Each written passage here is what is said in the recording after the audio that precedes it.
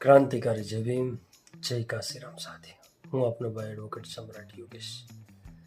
આજે 25 ડિસેમ્બર, આજ દિવસ 1927માં ડૉક્ટર બાબા સાહેબે એ વિચારોને સળગાવ્યા હતા. એ મનુસ્મૃતિ જે બંધારણ હતું, જે પુસ્તકોમાં એ નિયમો લખ્યા હતા કે જે તે વ્યક્તિ તમામ નીચ છે એને ગંદકી જ સાફ કરવાની, ભલે એનું સામર્થ્ય બીજું કંઈ હોય અને એનાથી બહાર બીજું કોઈ કામ કરવાનું નહીં.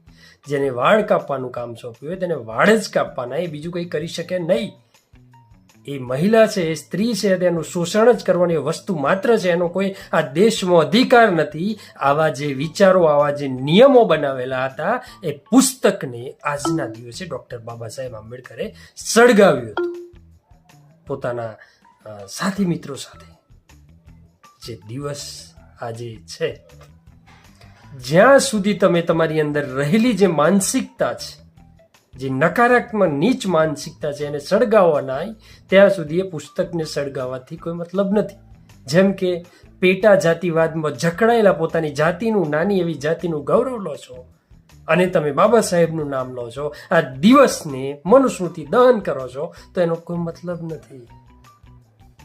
જ્યારે તમે મનુવાદી પાર્ટીઓમાં રહીને આ મનુસ્મૃતિ દહન કરો છો તો એનો પણ કોઈ મતલબ નથી.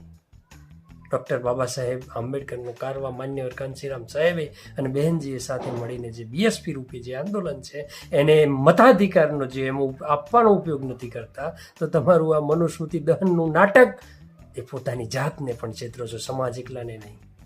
આ સમજવું જરૂરી છે કે આપણે કઈ દિશામાં છીએ, આપણે પોતાની જાતને ક્યાં જોડીએ છીએ બાબા સાહેબનું નામ લઈને.